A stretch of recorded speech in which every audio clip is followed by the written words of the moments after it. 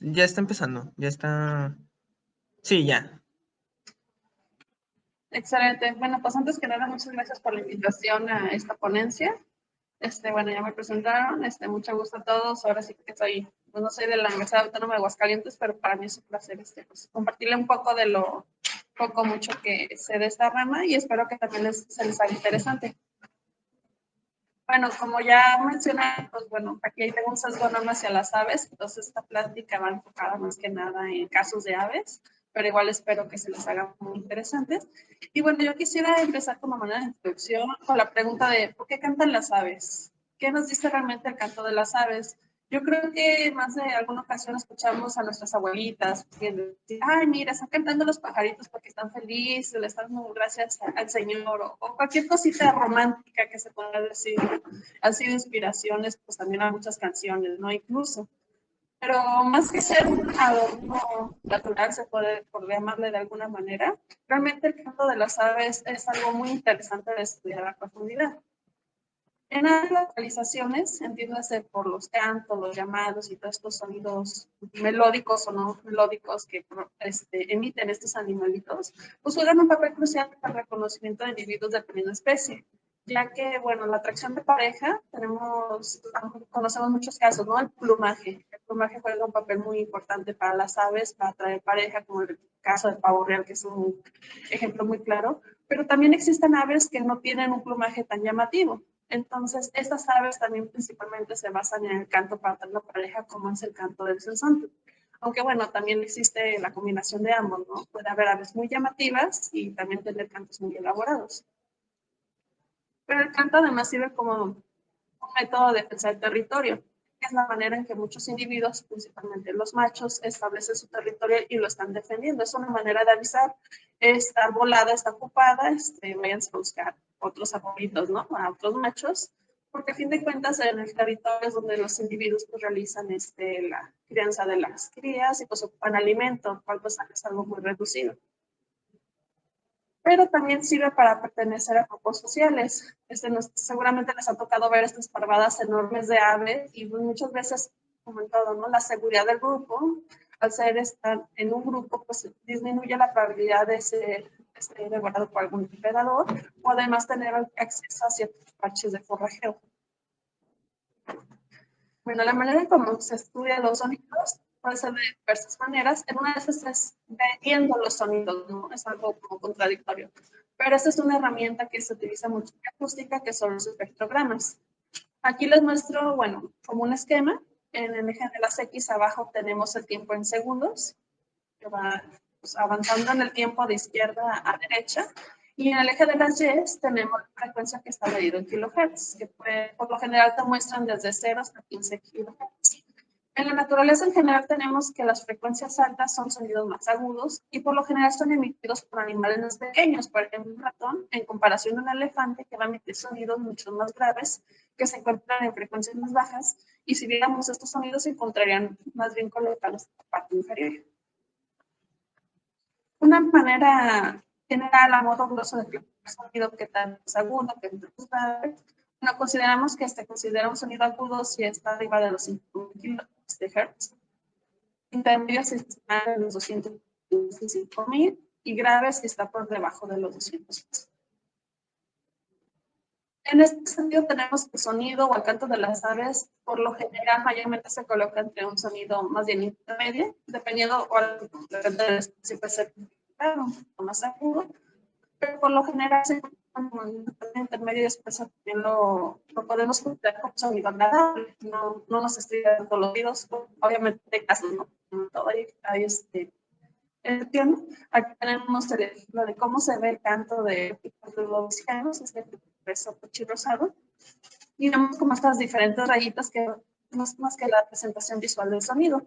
Es decir, el ave va emitiendo sonidos con ciertas pausas que son posibles, se ven entre los elementos de aquí. Más adelante les voy a explicar un poco más a qué se refiere esto. Bueno, ¿qué más nos dice? ¿De qué nos serviría? Realmente eso. Bueno, tenemos como un ejemplo muy para iniciar, nos puede servir para identificar entre especies. Hay casos de especies emparentadas que no ocupamos oírlas, simplemente con ver el plumaje podemos distinguirlas entre especies y no tanto problema. Igual si estudiáramos el canto, aunque es algo parecido, bueno, a lo mejor te vas más por distinguirlas entre el plumaje más que el canto, porque el canto sí puede ser algo similar. Pero hay casos contrarios que también existen en especies, bueno, no sé, aquí habrá más de algún ornitólogo o pajarero, bueno, los empironex, aunque aquí los dibujos pareciera verse diferente, realmente son un dolor de cabeza para identificarlos visualmente, son especies que son básicamente iguales, y un rasgo con el que mejor se puede distinguir es a través del canto. Bueno, en cuanto a tipo de vocalizaciones, tenemos, lo podemos clasificar como entre grandes grupos, es el canto, el llamado y los sonidos que no son vocales. ¿Qué me refiero con esto? El canto es la descripción melódica de varios elementos vocales, pero son un poco más armoniosos, están elaborados, llevan un orden, no son tan estridentes por lo general y tienen una función importante que es la de, como el que les mencioné anteriormente, atraer pareja o defender territorio principalmente. Este se utiliza mucho más bien en temporada reproductiva, aunque hay especies por supuesto que cantan todo el año, pero por lo general lo podemos notar, ¿no? En primavera es cuando se escuchan mucho más las aves por esto mismo, porque es cuando están delimitando y defendiendo sus territorios y atrayendo parejas. Aquí tenemos que puede haber diferentes sonidos que pueden, como en jugar juegos como gramaticales, como oración, pueden jugar este orden diferente y formar como oraciones, eso se le llama. Puede ser, sí, ruidos, zumbidos, o sílabas complejas, o trinos, como lo de los canarios.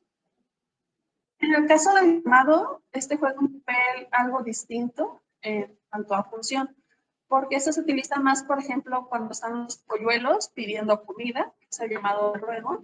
También se utiliza muchísimo para cuando es el llamado de alerta, que existen depredadores o hay algo que pues, necesitan llamar la atención o avisar al miembro del grupo, ¿dónde estás? O cuidado, reúnanse. Y suele ser como una sola sílaba, es decir, un solo elemento, y pues si se fijan, por ejemplo, este es el llamado de una guacamaya. Los llamados suelen también tener como un amplio gama de frecuencias, o sea, incluye un sonido desde agudo, grave, por eso son como los llamados muy, muy notorios, no es como un grito, sí, casi por llamarlo de alguna manera en un ave. Entonces, se tiene que ser escuchado sí o sí, porque puede ser algo de cuestión de vida o muerte. Aunque bueno, en el caso de los citácidos también es como diferentes llamados los que estén gritando o alertándose todo el tiempo, pero más bien ya es algo más propio de los citácidos que no tengan más algo tan melódico, ¿no? Pues sabemos que los lobos loros, los guacamayas son muy, muy ruidosas.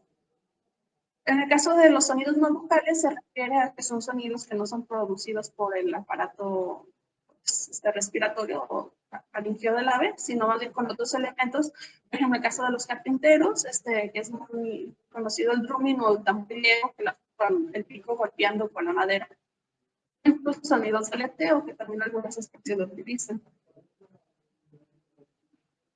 Bueno, ya en cuanto a ciencia ciudadana, existen diversas plataformas que nos permiten encontrar sonidos de casi todas las aves del mundo, pero que también son muy pocas conocidas en ocasiones, pero pueden llegar a ser muy importantes, hasta a nivel científico o incluso a nivel de a cualquier aficionado a las aves. Me ha pasado mucho de, oye, este pajarito está cantando medial a la ventana, ¿qué es? ¿No? Mucha gente se queda colada porque a veces es mucho más fácil escuchar ver un ave. Entonces, esta página es súper chida, les voy a platicar un poquito más, porque aquí cualquier persona puede llegar y subir su audio sin saber qué es. Y existen foros que precisamente se dedican, gente aficionada, es la especie fulanita, es un gorrión, es un dienteveo, es cualquier cosa, y ya te puedes sacar la duda, lo cual es algo muy padre, o sea, no necesitas ser un científico para utilizar esa plataforma y sacarle provecho. Esta página, bueno, como el nombre dice, se nota de la palabra tenos, que significa extranjero, extraño, por lo cual es extraño. Precisamente nace a raíz de esta necesidad de hoy hay muchos que tienen sonidos, grabaciones, pero son cantos extraños, no saben qué es. Entonces, a partir del 30 de mayo de 2005, ustedes fundaron esta página y es como principal foco, pero se ha empezado a buscar a partir de los años se ha esa comunidad y todas las características que tiene esta página. Entonces, siempre que entramos a la página es súper padre porque sale como un ejemplo aleatorio de alguna arte y nomás necesitas darle clic aquí y ya lo escuchas. Entonces, es una forma como súper bonita incluso de estar identificando nuevas especies. Bueno, aquí desafortunadamente por cuestiones de logística no quise meter sonidos porque a veces eso dificulta cuando es transmisión en vivo o algo, pero ustedes pueden meterse aquí a la página, estarlo picando. Hay noticias, aquí se va subiendo y pues aquí puedes encontrar otras curiosidades. Dentro de la parte de misterios y de foros donde precisamente pueden sacar las dudas de, oye, ¿qué es lo que estoy escuchando? ¿Qué es este sonido? Y simplemente vas a agregar sonido y realmente es algo muy sencillo.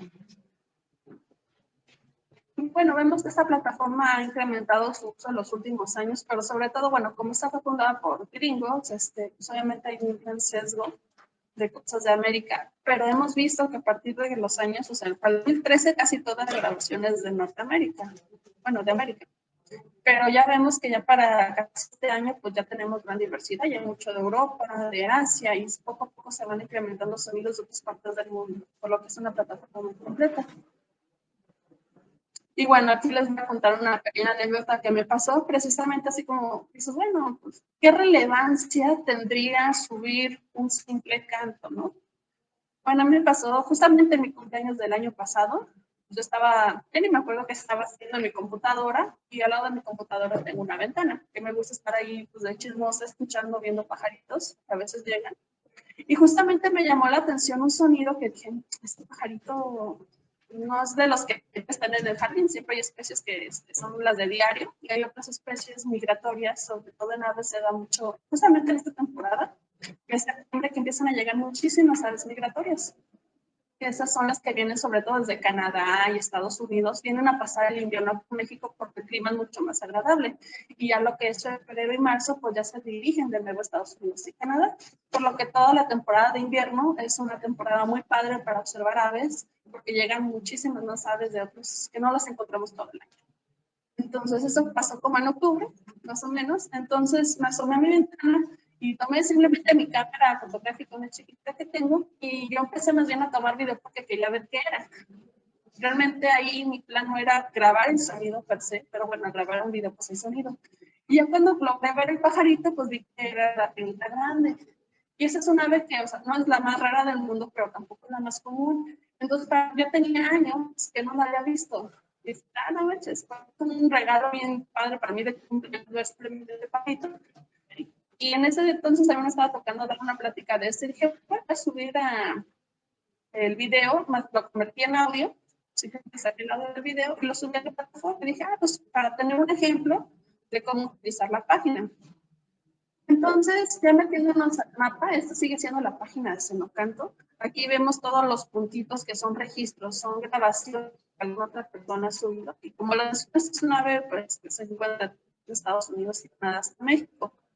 Aunque aquí en curioso, se supone que la distribución es aquí, pero realmente acá en azul es donde pasa el invierno. Lo de rojo es donde estamos principalmente como en verano, se podría decir, y acá en azul el invierno pasa acá. Entonces, si se fijan, pues hay un gran hueco, ¿no? Sobre todo en grandes partes como de México, por ejemplo, donde están incluyendo Aguascalientes. Yo en ese entonces lo subí y nomás me empecé a curiosear. Y cuando luego reviso que hay, por ejemplo, en Jalisco o Guadalajara, que es donde yo pues, me localizo, resulta que terminó siendo el único registro de canto para la localidad. O sea, realmente no había cantos nadie antes para Jalisco. Bueno, en Ciudad Guzmán había uno, pero para esta parte, con más del Bajío, no había nada. Entonces, por una curiosidad que simplemente dije, voy a subir a ver qué, para un ejemplo, o sea, ya terminé aportando información. Y eso mismo les puede pasar a ustedes en Aguascalientes, subir algún ruido extraño, un pajarito, nomás, y pueden estar aportando información, lo cual es algo muy bonito. También existen otras plataformas. Esta es la Macaulay Library. Esta es del Laboratorio de Ornitología de Cornell, que es una institución gringa también muy conocida, al menos en ornitología. Esta página también está súper completa. Son en gringos, tienen para también darle un mantenimiento muy padre. Porque ellos también, este laboratorio, que se encargan de hacer la aplicación de Merlin. No sé si la han llegado a escuchar. Es una aplicación que bajas al celular y ya te ayuda muchísimo a identificar aves, ya sea por sonido o por imagen, por foto. Entonces aquí tienen lo de Machine Learning, que es lo que un algoritmo que han ido entrenando, subiendo registros de sonidos, registros de aves, pero cuando en un momento yo tengo esta foto de este pajarito que no sé qué es, el algoritmo pues casi la mayor parte del tiempo sí te adivina bien, por llamarlo así, de grosso modo, de qué especie es. Entonces, entre más información estemos subiendo nosotros, ahora sí, como simples mortales, pues puede ayudar a refinar estas herramientas. Aquí ya también se encuentran más archivos, no solamente de aves, anfibios y mamíferos, pero bueno, como esto inició originalmente pues, enfocado en la ornitología, obviamente hay un sesgo enorme, pero si a ustedes les interesan los anfibios, reptiles o mamíferos, pues también pueden empezar a utilizar por ejemplo, esta plataforma para empezar a generar más información o buscar información. Aquí en la biblioteca tenemos varias formas de buscar. Tenemos desde imágenes, fotografías, si le dieran clic aquí, o videos. Y bueno, yo aquí puse el sonido de la grabación, porque debe justita, y ya pues aquí nos va a salir muchísimos ejemplos. Y aquí están los espectrogramas, que ya les expliqué anteriormente, y pues pueden escucharlos. Y de hecho se pueden escuchar. Hay otra plataforma padre porque estas estadísticas mexicanas de la Conavio que está en asociación precisamente con esas otras plataformas, que es la de Enciclovida, no sé si muchos de ustedes la conozcan, pero ya es una plataforma que se ha ido haciendo muy fuerte porque es, por ejemplo, todo lo que se sube en Ocanto, aquí ya aparece, todo lo que se sube en Macro de la ya aquí aparece. Entonces, a fin de cuentas, ya todo está tan unido y básicamente no sé si también alguien ha trabajado con algo de nicho ecológico, mapas de distribución, cosas que requieren registros, es decir, presencia de algún bicho en alguna localidad geográfica, pues esas, básicamente todos estos registros sirven. Entonces, sirve para generar pues, más información. Igualmente también se encuentran fotografías, videos, etcétera. Y bueno, dirán, ¿para qué nos sirven todas estas plataformas de ciencias? Nada, aparte de quitarnos las dudas de que estamos escuchando, de que estamos viendo, simplemente curioseando, pues también sirve para hacer ciencia, ¿no? Toda esa información resulta ser muy valiosa también para la ciencia. Pero ya para cuando queremos estudiar las localizaciones, pues bueno, ocupamos hacernos preguntas, ¿no? La ciencia se basa en hacernos preguntas para después formular hipótesis y ponerlas a pruebas. Entonces, ya viendo todo este background de vocalizaciones y cantos, tenemos que uno se podría preguntar, ¿por qué varían las vocalizaciones? Aún cuando escogemos una sola especie, uno, hasta como observador de aves, de curiosidad, puede pensar, mira, este pajarito, o sea, suena diferente al de acá, ¿no? El de Aguascalientes suena diferente al de Guadalajara, ¿por qué será? Entonces tenemos que las vocalizaciones pueden variar por muchos factores. Pasa el componente genético, ya que todas las vocalizaciones tienen un fuerte componente genético, sino es que depende ahora sí de la especie, pues puede ser totalmente la genética lo que determina el canto. Yo les explicaré un poquito más sobre esto. Y bueno, en la genética pues hay muchísimas fuerzas, desde la selección sexual, la selección natural y otras derivas, etc. Tenemos también que la anatomía juega un papel, ya que pues la siringe, incluso la forma y el tamaño del pico puede determinar qué sonidos emite, porque tiene pues, como mala de personas cuando se emite sonido. Tenemos también la fisiología juega un papel, ya que, bueno, el estado de salud es importante. Una ave enferma, pues más bien va a estar hecha bolita o va a estar recluida, no va a estar expuesta en una rama, estar de que un depredador la pueda ver más fácilmente. Y también el estado hormonal, ya que como les había mencionado, siempre en primavera no es lo mismo estar hormonalmente estimulado, porque por tener pareja, de tener territorio, el ave va a estar cantando más seguido, que simplemente en invierno que ya, pues ya se reprodujeron, ya hace frío, hay mucho estrés ambiental y pues lo mejor es no estar expuesto a depredadores, sino más bien estar buscando comida y estar guardando energía para el frío. Tenemos una parte muy interesante que también voy a hablar un poquito más a fondo más adelante, que es la capacidad de aprendizaje. Es un componente cultural. Esto es porque, bueno, en la parte de las aves, no en todas, hay una capacidad de aprendizaje. Es decir, por ejemplo, el pajarito que ven aquí al centro es un ejemplo de ello. Las aves es algo, o sea, nace el polluelo, crece, y entonces ya cuando es adulto es cuando empieza a cantar, pero el canto no es como que, ya nomás saben el pico, ya saben cantar, no. Tienen que aprender el canto, o sea, tienen como una base genética, pero no está bien afinada, no está bien definida Y eso es lo que se llama cristalización del canto, es decir, a completar, a cristalizar, a cantar bien, por así decirlo, ¿no? Y para esto hay varios procesos que se han estudiado mucho a nivel incluso neurológico, neurofisiológico, que es como el autoaprendizaje. No sé si ustedes les han pasado de que les gusta una canción o si a alguien de ustedes les gusta como el canto, tal cual así como pasatiempo.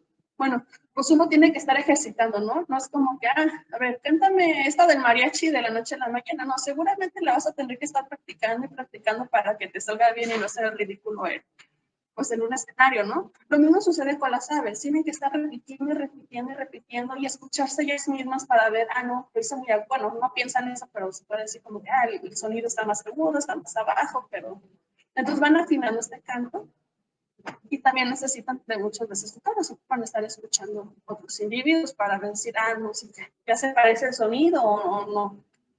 También hay procesos de aprendizaje abierto cerrado. Esto se refiere a que no todas las aves que tienen aprendizaje pueden aprender toda la vida. Por ejemplo, tenemos el caso de los loros, que hay ciertos casos que, o sea, no importa qué tan viejo sea este loro perico, va a seguir aprendiendo palabras nuevas. Estoy segura que conozcan un caso. Pero en caso de las aves, hay unas que nomás tienen una ventanita de tiempo para aprender el canto. Ya pasando eso, ya no van a aprender cantos ni sílabas nuevas. Y finalmente tenemos la adaptación ecológica, ya que el ambiente se juega un papel muy importante en el sonido que se va a emitir, ya que no es lo mismo estar hablando o emitiendo un sonido, nosotros, bueno, si ustedes han ido a campo, en una pradera abierta que en la selva. En la selva, como hay muchísima vegetación, el sonido se enmascara muy fácil. En cambio, en una pradera abierta, pues con que hables bajito, ya te están escuchando a mucha distancia, ¿no? Pues hay frecuencias de sonido que se transmiten mejor dependiendo del ambiente. Y esto va a influir en, precisamente, no sé, que en alguna región los cantos sean más agudos o sean más graves, precisamente para que el sonido se propague mejor. Bueno, como ya les he mencionado, o sea, lo queremos ver ya a un nivel más geográfico, es decir, a una escala más regional, como les mencionaba, porque en Aguascalientes, en Guadalajara y en Colima son diferentes, ¿no? Ya de una región geográfica. El primer componente, como les había mencionado al principio, pues es el genético, ya que en muchos órdenes de aves eso está dado, todas las localizaciones es totalmente por genética, es decir, si de Aguascalientes a Guadalajara se escucha diferente es porque seguramente va a haber genética diferente. Eso sucede en muchos órdenes de las aves, como carpinteros, fasanes, palomas, patos y otros. Pero tenemos otro grupo que es en el que juega la cultura animal o lo que es el aprendizaje. Pero antes de entrar a eso, pues me gustaría definir qué es la cultura animal como tal, que es la transmisión de un comportamiento a través de aprendizaje. La cultura animal, bueno, se estudia principalmente en casos de aves y mamíferos, que son estos grupos taxonómicos que tienen la capacidad de aprender, ¿no? No es tanto esto que se llama innato. Y tenemos varios tipos de casos que han estudiado precisamente ese tipo de cultura. En uno de ellos son las rutas migratorias, ya que si bien si hay un componente genético, o sea, ya se ha estudiado que hay magnetita y las aves ya saben para qué dirección volar, por así decirlo, hay cosas dentro del camino que tienen que aprender. Por ejemplo, si eres un pato, tienes que a lo mejor aprender a determinar cuál es el lago más limpio, donde hay alimento, donde hay refugios, porque bueno, ya vieron las grandes distancias que puede llegar a volar un ave. Es una ave chiquita como las que les mencioné hace rato, vuela desde Canadá, Estados Unidos hasta Centroamérica. Entonces no va a volar todo en un día, ocupa ir haciendo escalas. Entonces siempre es importante aprender características del paisaje que al menos diga, acá está un refugio o acá hay alimento. En cuanto a técnicas de forrajeo, tenemos otros casos como es el de los ostreros, que son unas aves playeras negritas con el pico rojito más o menos. Y aquí está bien interesante porque se vio originalmente que existían dos técnicas de forrajeo. Es decir, estos, pues, como el nombre lo dice, ostreros, se alimentan de ostras. Y no recuerdo exactamente, pero creo que uno era como golpeando la ostra para romperla y obtener el alimento. Y el otro utilizaba como tipo palanca, la abría o algo así. Entonces, pues muchos pensarían, pues es algo innato, que ya saben cómo abrir la ostra, crecen y ya saben cómo abrir la ostra, pero resulta que no, es algo que tienen que aprender. Esto hicieron un experimento donde cambiaron pollitos, por ejemplo, de papás que golpeaban la ostra, se los pusieron a papás de adoptivos, que más bien abrían la ostra en vez de golpearla y viceversa. y vieron que los pollitos aprendían la técnica de alimentación de los papás adoptivos. Entonces ahí vieron que es algo aprendido, no es algo totalmente innato. Tenemos el uso de herramientas, como se dan unas garzas que utilizan a veces pedacitos de pan, hay muchos videos de hecho también en YouTube, que dejan ahí flotando el panecito y esperan a que se acerquen los pescados y entonces ya se comen el pescado. O sea, la garza bien pudo haberse comido el pedazo de pan, pero prefiere utilizarlo como una herramienta, como un cebo para cazar. Y se empezó a observar que otras garzas observaban a estas garzas y aprendían, luego las copiaban y hacían lo mismo. Y eso es un uso de herramientas. Otro tenemos como el display o cortejo, que es sobre todo cuando seguramente les ha tocado ver videos de aves que hacen bailes muy llamativos, brincan y hacen mil cosas. Tenemos observado que esto se requiere aprenderlo, no lo saben como totalmente de la nada en algunos casos. Y finalmente pues tenemos el caso de los cantos. Entonces, dentro de este gran grupo de pues, sus procesos más complejos, al menos que aprenden las vocalizaciones, tenemos que en aves son 3 grupos. Primero tenemos a la familia de los colibríes, luego tenemos todo el orden de citasiformes, que son los pericos, loros, cacatúas y todo lo que se le parezca. Y finalmente tenemos los paseriformes o cines, que son la gran mayoría de pajaritos que si salen afuera van a ver.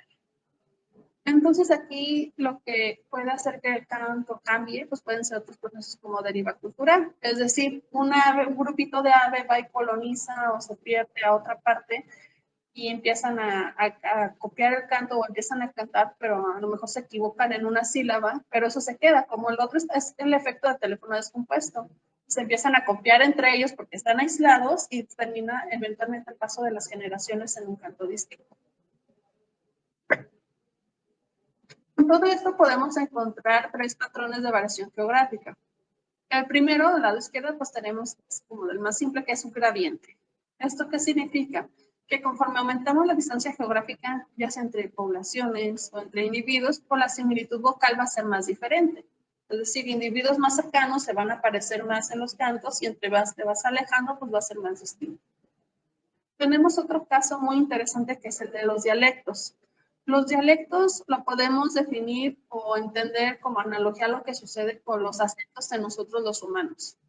Entonces, en los dialectos, dentro de un mismo sitio, los individuos pues, se van a escuchar mucho más similar, las vocalizaciones son mucho más similares que en un sitio diferente.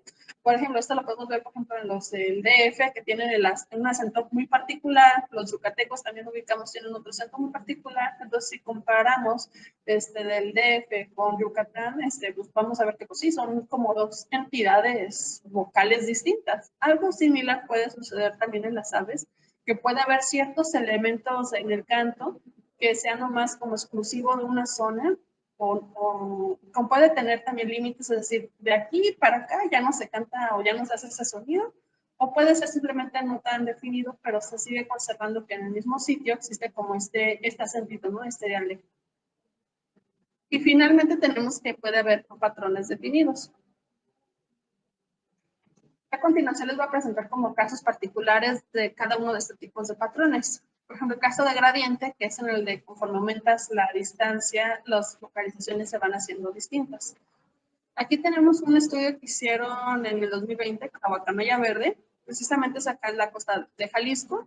Aquí estudiaron 3 sitios distintos, hicieron grabaciones de los llamados de la guacamaya y vieron que las diferencias de los llamados se relacionan con la distancia, es decir, los sitios más cercanos son más similares. Bahía de Banderas con el Víctor, los individuos, su llamado es mucho más parecido que si lo comparas, por ejemplo, Bahía de Banderas con Cajón de Peñas. Esto nos está dando indicios de que hasta cierto punto las poblaciones pudiesen estar conectadas, porque se están homogenizando las llamadas o se están medio copiando, es decir, no suenan todavía distintos. Y como esos tienen aprendizaje vocal, pues a fuerzas los de Bahía de Banderas posiblemente estuvieron en contacto con algún individuo o varios del pito y por eso los llamados se están pareciendo, ¿no?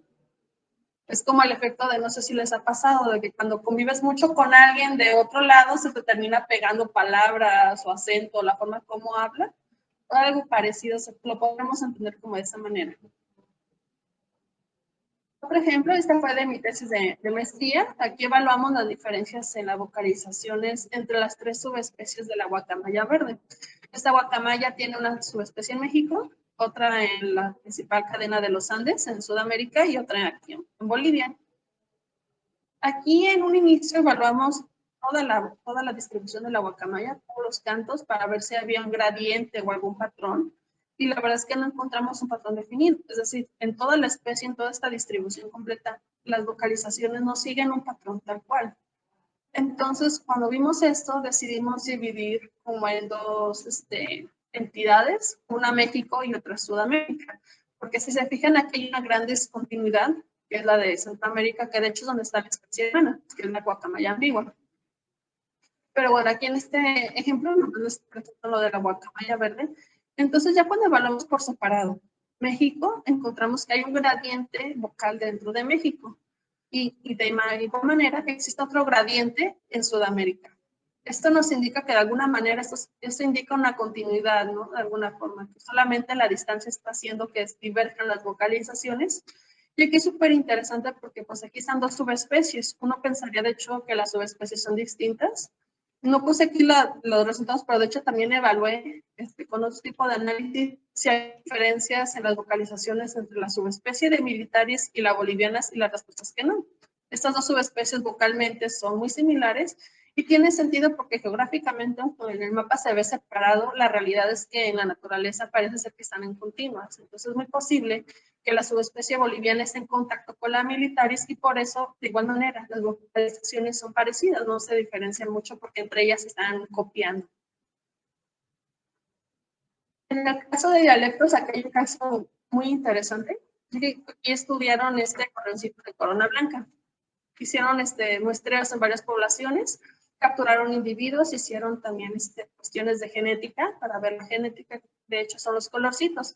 Vieron que la genética de los rojos pues, es como la que está más parecida y el grupito de los verdes. Genéticamente se podría decir como que hay dos grupos. Pero encontraron también que existían 6 dialectos. Aquí podemos ver los elementos del canto. Aquí hay un dialecto, el segundo, el tercero, el cuarto y el sexto. Por ejemplo, aquí podemos ver que hay dos notitas estas y acá ya nomás hay una.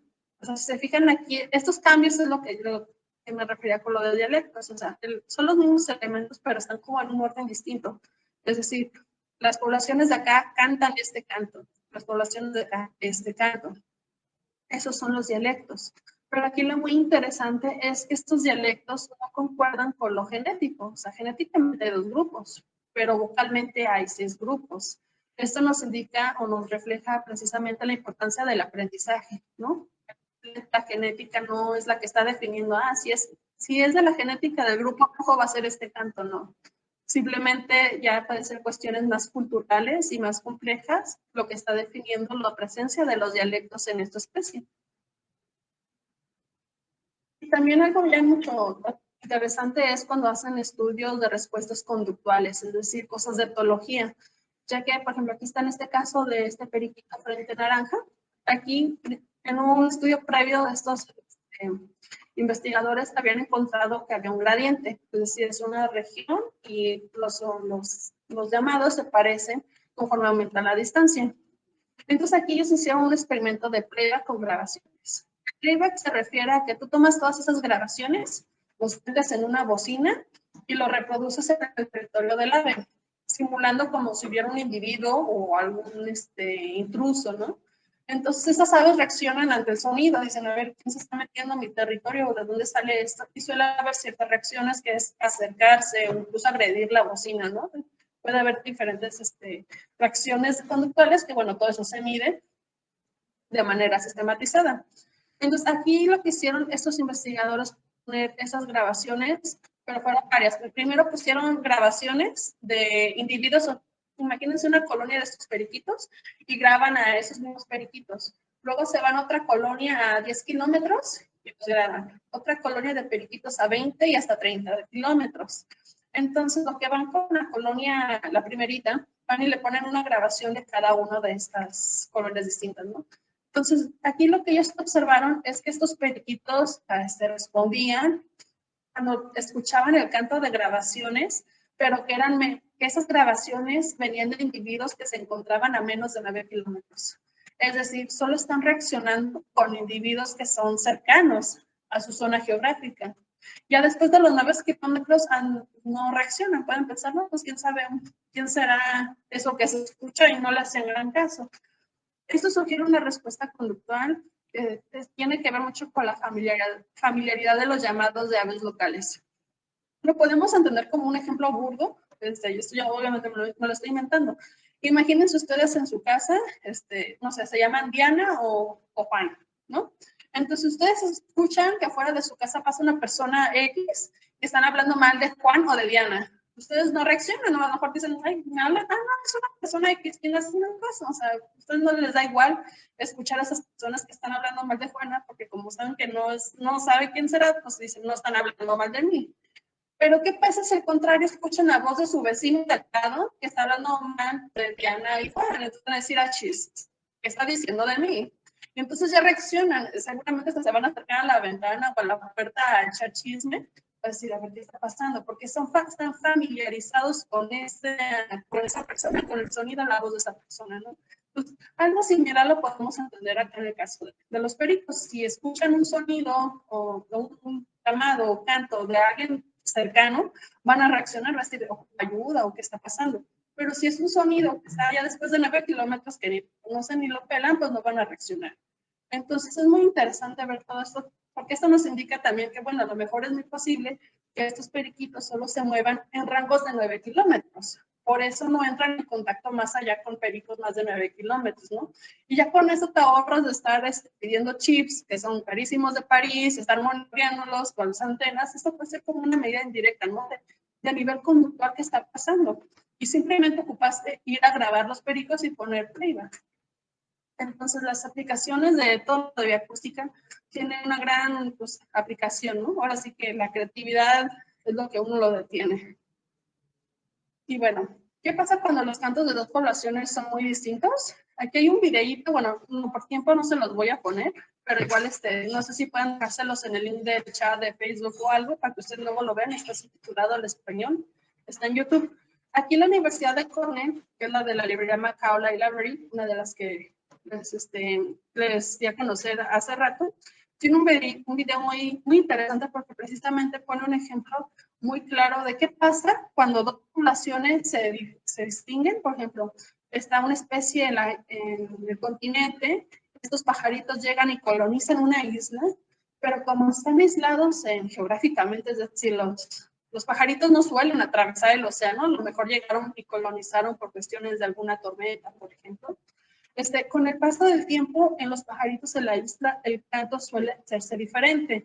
Entonces puede llegar a un punto en que ya están diferentes, que ya no se distinguen con los del continente, y es cuando ya vemos que ha pasado un proceso de especiación, ¿no? Y simplemente por tener el canto diferente, las aves ya no se reproducen, porque como les expliqué al inicio, el canto es lo que atrae la pareja, lo que permite defender territorio. Entonces, si los pajaritos del continente de la isla no se pueden comunicar entre sí, pues no pueden reproducirse. Entonces, por lo tanto, son especies diferentes, simplemente por empezar a diferenciarse en el canto. Y bueno, ya manera de conclusiones, tenemos que las vocalizaciones juegan un papel crucial para el reconocimiento de individuos de la misma especie, ¿no? Si no te puedes comunicar con tu compañero de al lado, pues difícilmente vas a poder hacer más cosas, ¿no? Ni reproducirte, ni nada. El uso de las plataformas de ciencia ciudadana son herramientas muy útiles para todos esos estudios de bioacústica. Por ejemplo, en mi estudio de la guacamaya verde, es que yo tuve el presupuesto para irme a grabar guacamayas a Sudamérica. Digo, a mí me hubiera encantado, ¿a quién no? Pero la verdad es que, pues no. Entonces yo bajé grabaciones de guacamaya verde de todas las páginas que les presenté y eso fue lo que a mí me permitió hacer mi estudio. También tenemos que los patrones de variación vocal pueden presentarse en gradiente, en dialectos o no tener un patrón definido. Y esos patrones pueden ser reflejados o no de la estructura genética de las poblaciones. Por lo que tenemos que las variaciones en las vocalizaciones pueden ser potenciales factores de especiación. Y de mi parte sería todo. Gracias.